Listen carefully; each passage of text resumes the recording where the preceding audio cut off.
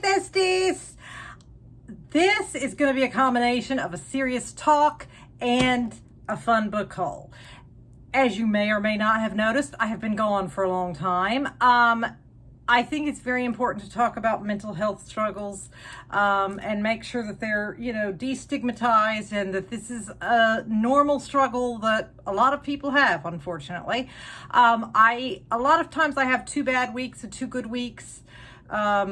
This one seemed to be a lot longer than that. I just basically lose all interest in all the things that I normally love, and it's just a very difficult struggle. So I had absolutely zero ability to focus and read books. Like, the only thing I could read was, autobiographies or Frida McFadden never fails. If I'm in a depressed state, like, I can read Frida McFadden, but when I'm really depressed, it's very hard to focus.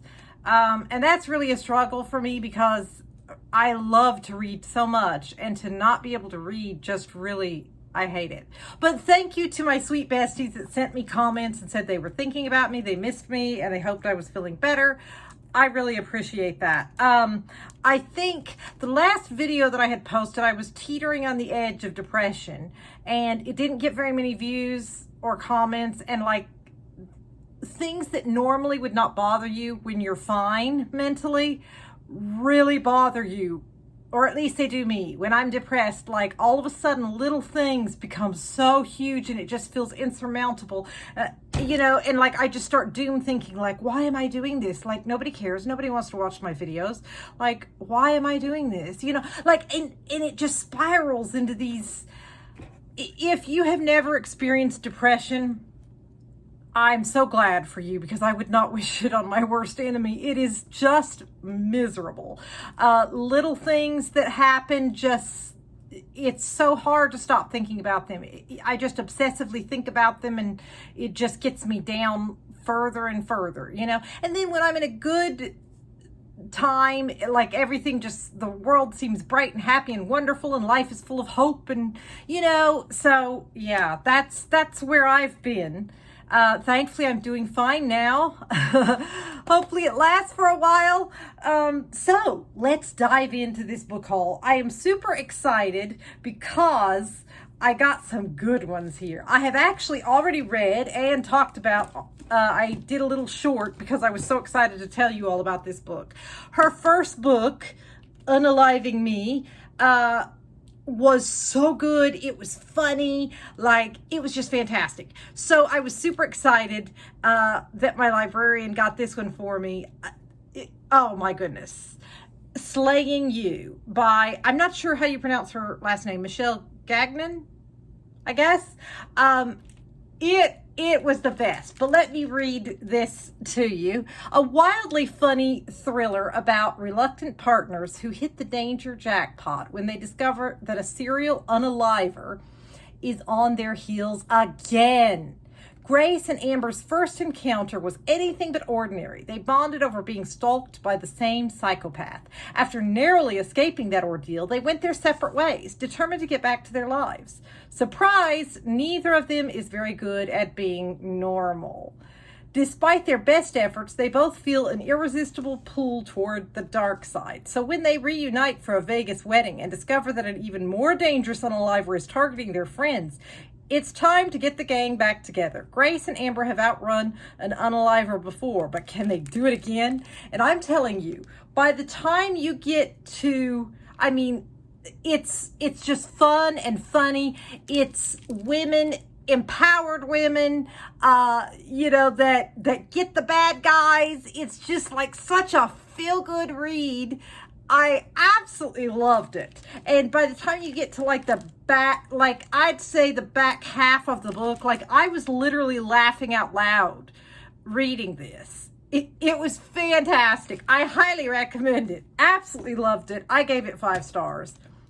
Now, I am currently reading this one, Unalive Your Darlings by Peter Swanson. I've been anxiously waiting for this and seen mixed reviews.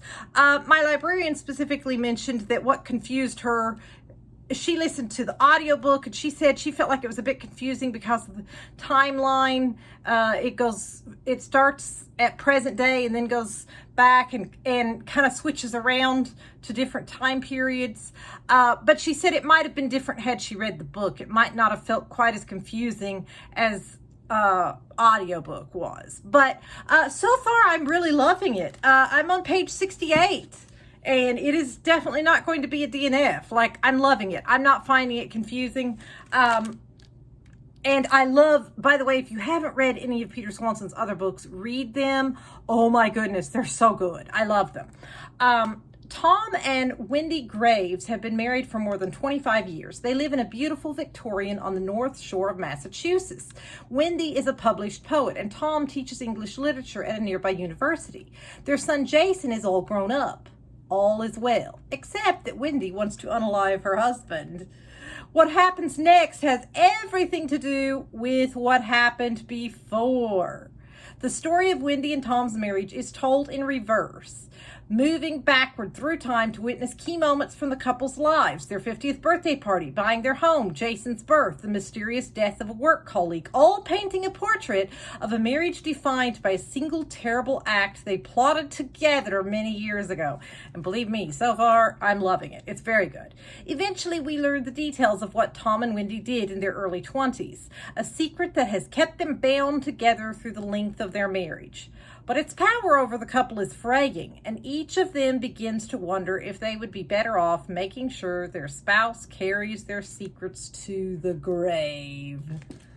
Okay, then I DNF'd this one, sadly. Now, it wasn't for me, but it might be for you. I was drawn to the beautiful cover, and the plot sounded so good. A novel of secrets and lies by Connie Briscoe, author of You Never Know. Angel is a private chef for the Harrisons, one of the most powerful black families on Martha's Vineyard. Jillian Harrison often spends the entire summer on the island, and every August the family throws a lavish garden party.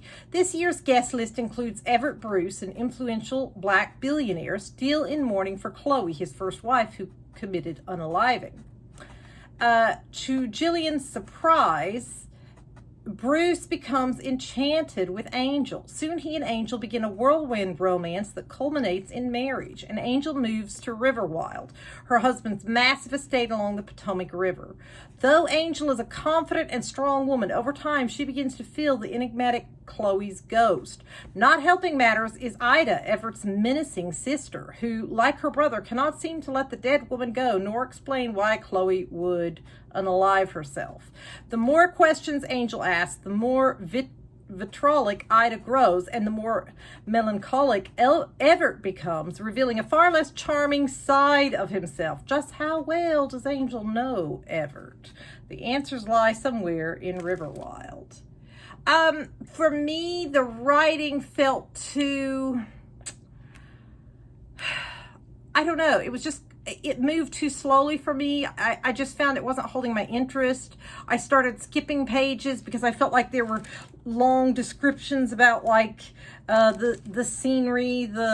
I don't like a lot of descriptions of scenery, and I don't know. But then I say that, and yet, I mean, I have read slower paced novels that I did enjoy. So I don't know. There was just something about this writing style that wasn't doing it for me.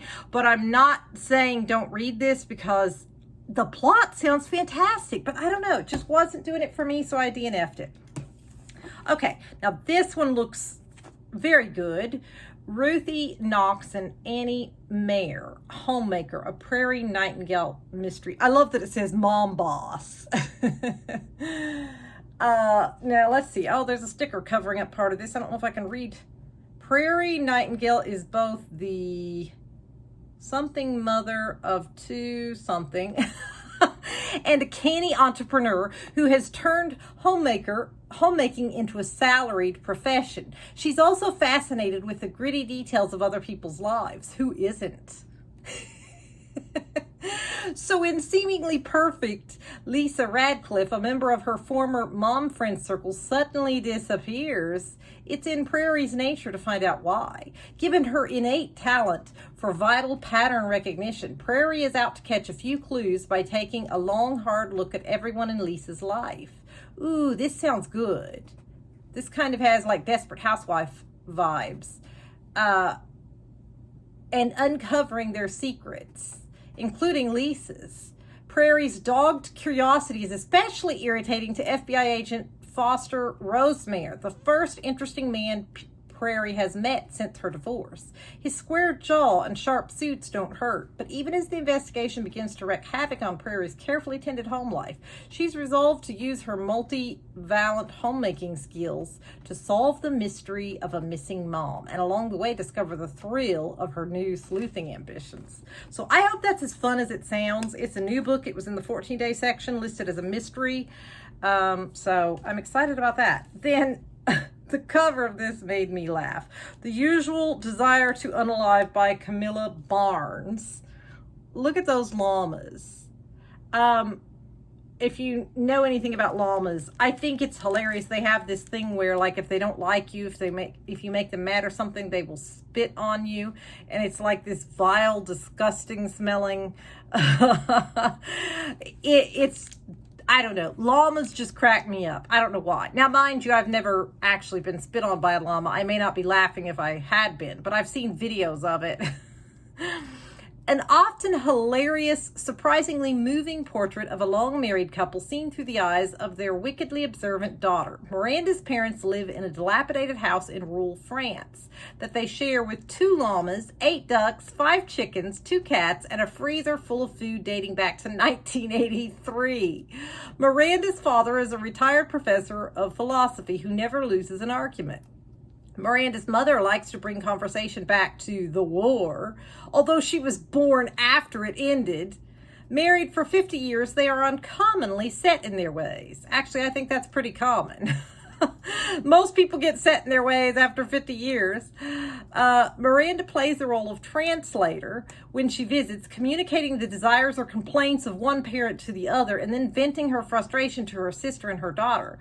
At the end of a visit, she reports, the usual desire to unalive.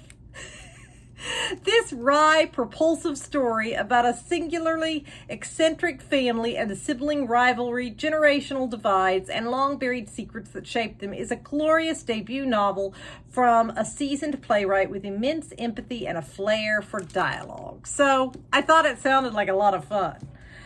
Death of an Ex by Delilah Pitts. The cover really, I don't know, it just grabbed me. I have no idea if I've ever read anything by this author. I'm not sure if I have. But we'll see. I couldn't resist the cover.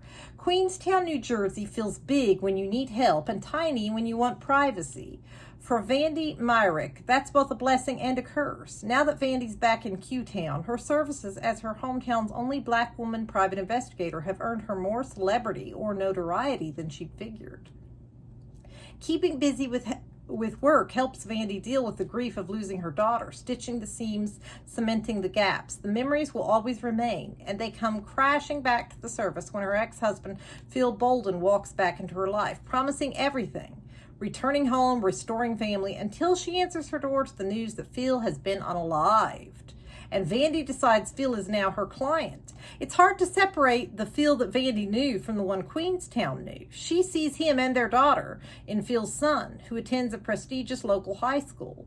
She sees the layers of a complicated marriage with his wife. She sees all of Phil's various roles: parent, husband, businessman, philanthropist, but which role got him unalived? Delia Pitts expertly writes about family, race, class, and grief in her mysteries. Vandy Myrick captures readers' and critics' hearts in Trouble in Queenstown. She returns in Death of an Ex, where I'm trying to read over where it's taped, where Vandy tries to piece together what brought her ex-husband's life to an end. Okay, the cover on this one kind of looked funny and caught my attention. Women Like Us by Katia Leaf. I have never read anything by her. Maybe this is a debut novel. I'm not sure. It's been 5 years since Joni Ackerman tipped the antifreeze into her husband's cocktail. 5 years since he was found dead on the stairs.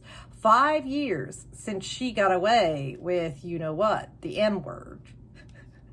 At first, Joni feared the consequences of her transgression, but she's learned to embrace the power of recklessness in a way she would have hated to see in anyone else. It was that recklessness, after all, that took her to this rewarding new life. Joni now runs Sunny Day Productions alongside her daughter, Chris, and her best friend, Val. All is well in life and work until one day their balance is rocked when an unexpected and unwelcome visitor appears. When Joni's brother Mark resurfaces after a 20-year estrangement, Joni braces for the sibling she knew, a cruel, vindictive con man who deftly switched between personas. But this Mark on her doorstep is different. He's older, softer, and he seems to have overcome the self-inflicted traumas of his past. But Val isn't fooled. She knows exactly what sort of man Mark is, and she warns Joni to keep her guard up. When Mark inevitably betrays Joni's trust, Joni is forced to look inward. As dark thoughts and darker compulsions take form, Joni can't help but wonder, is psychopathy a family trait? So I thought it sounded really good. And then, let's see. I got 2 memoirs. Where Am I Now? True Stories of Girlhood and Accidental Fame by Mara Wilson. She's a former child actress best known for her starring roles in Matilda and Mrs. Doubtfire. Mara Wilson has always felt a little young and out of place as the only kid on a film set full of adults, the first daughter in a house full of boys, a valley girl in New York, and a neurotic in California, and a grown-up the world still remembers as a little girl, tackling everything from what she learned about won't say that word on YouTube either, on the set of Melrose Place, to discovering in adolescence that she was no longer cute enough for Hollywood. These essays chart her journey from accidental fame to relative but happy obscurity. They also illuminate universal struggles like navigating love and loss and figuring out who you are and where you belong. Honest, insightful, and hilarious, Where Am I Now introduces Mara Wilson as a brilliant new chronicler of the experience that is growing up female. And then the title of this one intrigued me, The Liars Club. Let's see. Yeah, this is a memoir. I thought so. A spectacular prose debut, a fierce, defiantly loving portrait of a family, a memoir with the insight of Mary McCarthy's Memoirs of a Catholic Girlhood and the boldness of Frank Conroy's Stop Time. The Texas refinery town of Leachfield, perched on the swampy rim of the Gulf, is famous for mosquitoes and the manufacture of Agent Orange, a place where the only bookstores are religious ones and the restaurants serve only fried food. A handful of the Leachfield oil workers gather regularly at the American Legion bar to drink salted beer and spin long, improbable tales. They're the Liars Club, and to the girl whose father is the club's undisputed champion mythmaker, they exude a fatal glamour, one that lifts her from ordinary life. But there are other lies, darker, more hidden. Again, I'm trying to read over library tape here. Her mother's unimaginable past threatens the family's very sanity.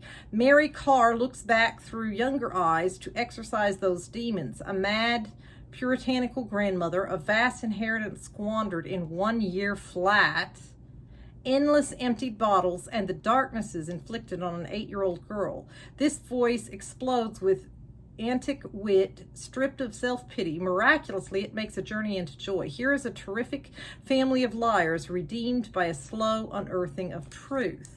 So we'll see. I thought that kind of sounded interesting. Lisa Scatoline and Francesca Serentella. I Need a Lifeguard Everywhere But the Pool. The best-selling and perennially hilarious mother-daughter team is back with a new collection of stories from their real lives that are guaranteed to make you laugh out loud. Join Lisa and Francesca as they regret drunk shopping online, try smell dating. Oh, that sounds horrible. I've never heard of that before. And explore the freedom of a hiatus from men. They offer a fresh and funny take on the triumphs and facepalm moments of modern life, showing that when it comes to navigating the crazy world we live in, you're always your own best lifeguard. Guaranteed laughs, short, sharp musings on life. Good housekeeping. And then I'm doing something I have only done on occasion. I have picked back up a book that I DNF'd. I did that with The Man Called Ove. I attempted it 3 different times. Every time I, again, DNF'd it because I finally realized I just hate that book. Well, I only attempted this one time. And at the time, I was really struggling with anxiety about death and dying. And I feel like I'm in a good place right now. That's not really in my head. So I'm going to try it again. I felt like it wasn't the book. It was my anxiety that was the problem with this particular one. So I'm going to give it another try. The only thing I'm not happy about is, look at the pages.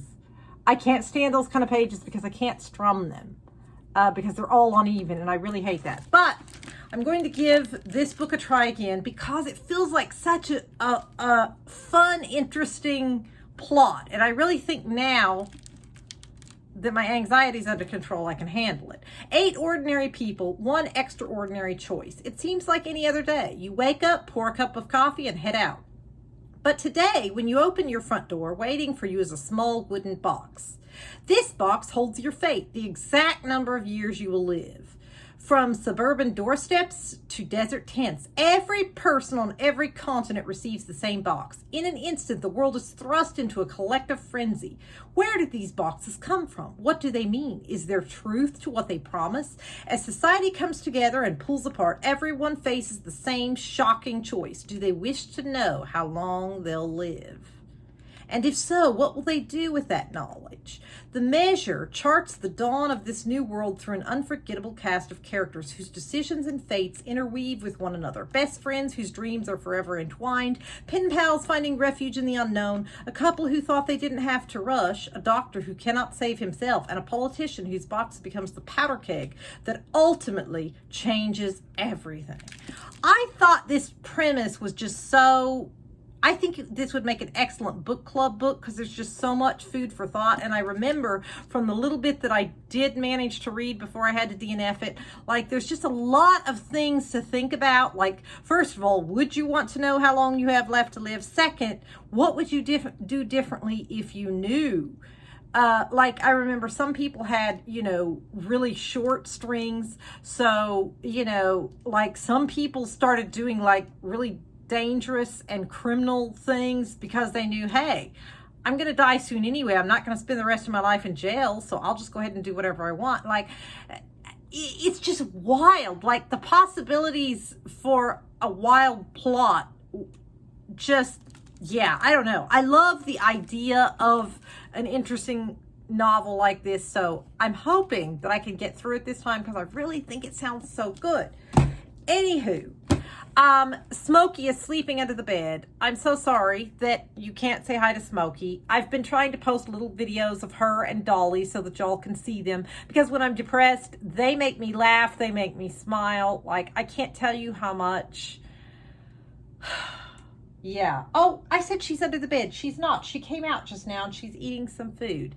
Let me show her to you right quick here. Let me just turn the camera around. If I can figure out how to turn the camera around. Maybe I can't turn it around while I'm recording. Okay, well then, I'll just come down here next to her. Hey baby, do you want to say hi to our besties? You want to say hi? I'm trying to get the camera where they can see you. She's moving around now. Do you want to say hi? You want to say hi? She says, no, I'm going back under the bed, Mama. I'm going back under the bed. She came out to eat something, and now she's getting ready to go back under the bed. She's got a cozy little spot that she loves to sit in under there. Oh, maybe she's not going under the bed. And she goes and she goes and just gets cuddly under there, and she'll sleep for a long time under there, and then she'll come back out. So, yeah, you did get to see her. All right, I will see you all next time. Bye.